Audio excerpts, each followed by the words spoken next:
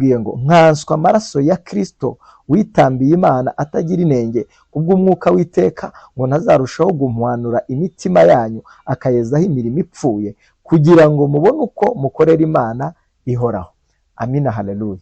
Ahangaha biratugaragariza iki? Amaraso ya Kristo ngo niwe winjiye ahera cyane, ngo mu ihema ryo mu ijuru ritaremwe n'intoki z'abana b'abantu, ngo amaraso ye ngo niyo yeza imitima yacu, ngo akayikuraho imirimo ipfuye. Ngo mu gihe amaraso y'ihene n'ay'inyamaswa, ngo nayo muri icyo gihe ngo yari afite ubushobozi bwo gutwikira ibyaha by'abantu umwaka umwe. Kuko ijambo Imana yavuze niryikurikirana. Imana yari yaratanze ubushobozi ku maraso y'ihene, kubera ko twibuke ko aya maraso niyo arimo ubugingo. Yari yarahaye ubushobozi bw'izi nyamaswa zatoranijwe kugira ngo zibashe kuba impongano y'abantu, atwikira ibyaha by'abantu umwaka umwe. Ariko ibyo byose ngo byari igicucu cya Kristo uzaza, ngo uzitamba rimwe by'iteka ryose. Ngo kuko amaraso ya Kristo ngo mu bugingo bwayo, ngo muri ayo maraso ubugingo bwa Kristo bwo ngo n'ubw'iteka ryose, ngo bufite ubushobozi bwo gucungura umuntu by'iteka ryose. Haleluya, haleluya. Nicyo gituma rero ahangaha amaraso ya Kristo ngo yarayazamukanye ku munsi wa gatatu amaze kuzuka, ngo arayazamukana ayinjirana hera cyane, ngo mu ihema iryo ngiryo iryo Mose yari yareretswe, ngo akurikije ngo igicucu cyangwa se akurikije ishusho yabonaga ngo y'ihema ryahera cyane ho mu ijuru. Ngo Kristo afata ya maraso ye ngo arayazamukana ayashyira Imana Data, aramubwira ngo Data, ngo dore ibyo wari warantumye ngibi ndabizanye. Ngo yinjira hera. Ngo nicyo gituma ngo ayo maraso, ngo iyo Uwiteka umucamanza tubonyeho ayo maraso, ku bamaze guhumanurwa ayo maraso, ngo Uwiteka umucamanza yatubonyeho amaraso, ngo atwita abakiranutsi, ngo ntabakitubara nk'abanyabyaha. Ku bamaze kwemera ayo maraso, ngo ayo maraso ngo Kristo arayafata, ngo ku bamwizeye ngo akayashyira ku mitima yacu, ngo tukezwaho imirimo ipfuye yose. Haleluya, haleluya. Turimo turareba kugira n'isano n'Imana. Amina, haleluya.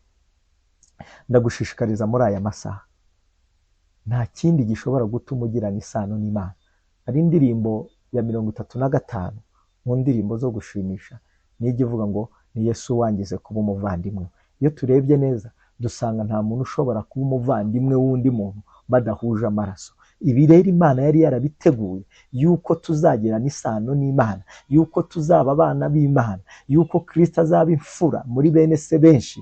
Nta kuntu abantu baba bavandimwe. Ijambo ry'Imana riravuga mu Baroma 8:29 ngo abo yamenye kera yabatoranije kera, ngo kugira ngo bashushanywe n'ishusho y'umwana wayo, ngo kugira ngo Kristo ngo abe imfura muri bene se benshi. Bivuga yuko turi abavandimwe ba Kristo, kandi abantu ntibaba abavandimwe badahuje amaraso. Ibi rero Imana ni urugendo yari yarateguye kuva kera ko tuzagirana isano nayo binyuze muri Kristo Yesu, binyuze mu kumena kw'amaraso ya Yesu atumeneye amaraso ku musaraba. Ngo bituma muri ayo maraso niho turonkera ubugingo buhoraho.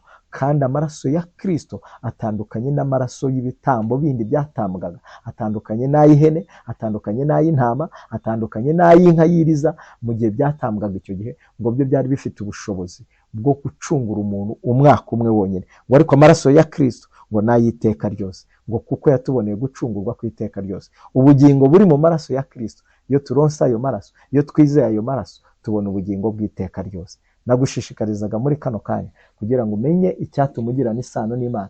Igituma uba umwana w'Imana ni ukwizera amaraso Kristo yameneye ku musaraba. Icyo nicyo cyaguhindura umwana w'Imana. Iyo wizeye ibyo Kristo yakoreye ku musaraba, ku bw'ayo maraso, mu maraso ya Kristo hapfunyitsemo ubugingo buhoraho. Mu maraso ya Kristo harimo ubugingo bw'iteka ryose. Ngo abamaze kubona ayo maraso, abamaze guhuza amaraso na Kristo, ngo bafite ubugingo bw'iteka ryose.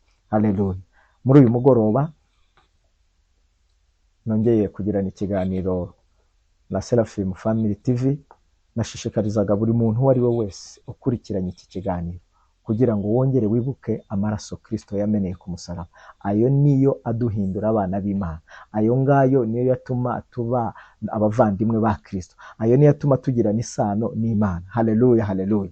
Nakubwiraga ngo wongere wizere ibyo Kristo yakoreye ku musaraba. Nta kindi gihesha gukiranuka. Indirimbo ya 68 bivuga neza ngo nta kindi gihesha gukiranuka mu bwo mu isi no mu ijuru uretse kwizera ko wogejwe n'amaraso ya Yesu. Ngo mbese wogejwe n'ayo maraso, ngo mbese wogejwe n'ayo maraso nta kindi cyaguhindura umwana w'Imana, nta kindi cyatuma ugirana isano n'Imana, nta kindi cyatuma ugirana isano n'Imana uretse amaraso ya Kristo. Nawe nakubwiraga muri aya masaha, nimba utari uhishuriwe iby'iri banga ko tubonera isano yacu n'Imana mu maraso ya Kristo Yesu, ni iki ngiki ibi byigisho bibereyeho, ni ukugira ngo turusheho gucukumbura amabanga agenda aboneka mu ijambo ry'Imana, ubwo abantu batagenda bayavumbura, ariko iyi cano yaziye igihe kugira ngo nawe ubashe guhishurirwa n'amabanga ahishe mu ijambo ry'Imana. Ngo ubwo Imana yari yarashimye ko mu maraso ngo niho yahishe ubugingo, ngo mu maraso ngo aho ngaho, ngo amaraso ya buri kintu cyose niho hapfunyitsemo ubugingo bw'icyo kintu. Mu maraso ya Kristo niho hari ubugingo buhoraho, mu maraso ya Kristo niho tubonera isano yacu tugirana n'Imana.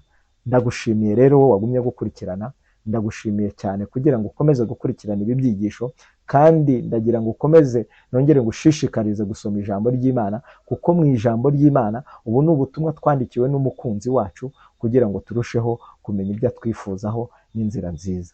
Nagushishikarizaga kuruta ibindi bintu byose kwizera amaraso ya Kristo. Indirimbo ya 88 ivuga ngo yanyishyuriye imyenda yose, yanyishyuriye imyenda yose binyuze mu maraso ya Kristo. Reka dusoreze ku isomo riboneka muri Yohana, mu rwa mbere rwa Yohana, rwa mbere rwa Yohana 5,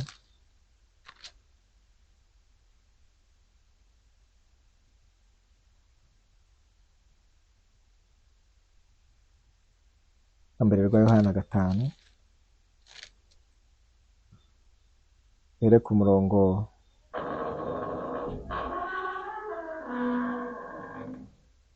wa 4, aravuga ngo kuko ikibyawe n'Imana cyose kinesha iby'isi, kandi uku niko kunesha kwanesheje iby'isi, ni ukwizera kwacu. Ninde unesha iby'isi keretse uwizera yuko Yesu ari umwana w'Imana. Haleluya.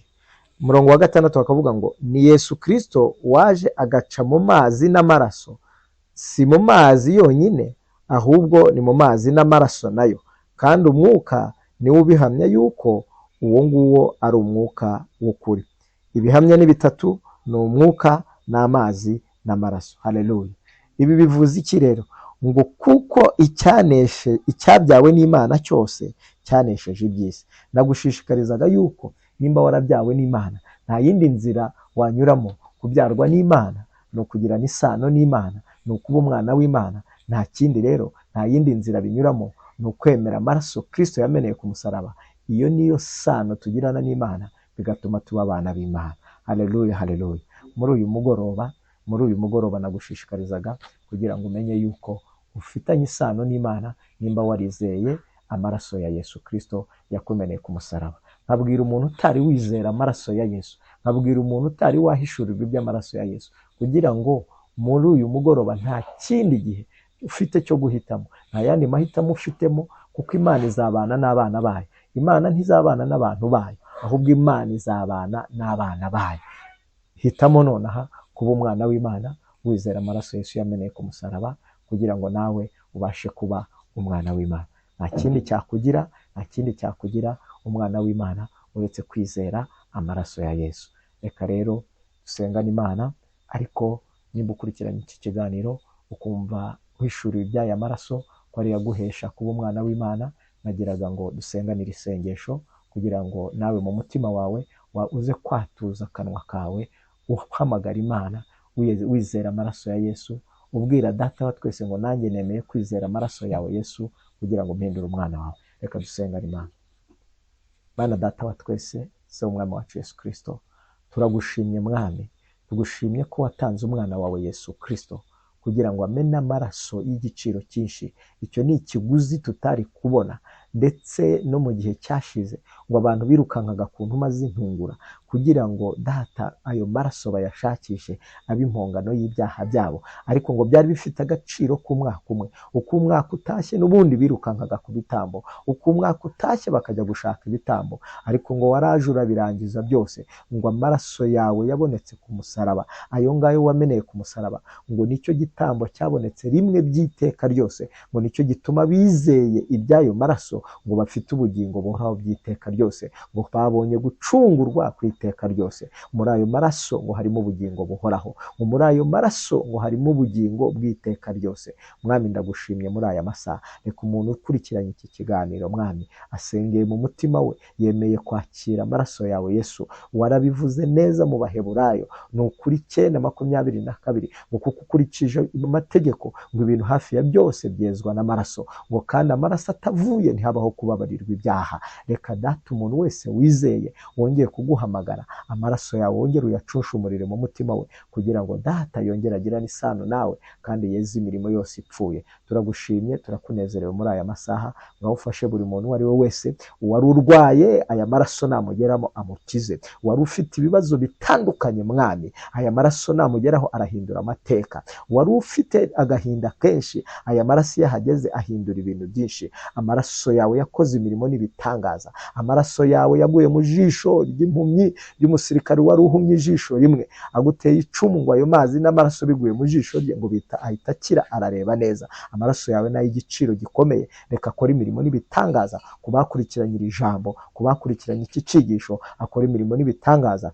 Turagushimye, ukomeze uhiri icano, ukomeze uhiri uyu muryango washyizeho n'ukuri ibi biganiro, kugira ngo abana b'Imana bakomeze kunguka. Ngaho bagirire neza, ukomeze kudutera inkunga muri byose, utwambike imbaraga Mwami, tubigusabye tukwizeye kushoboye byose mu izina rya Yesu, amen. Naho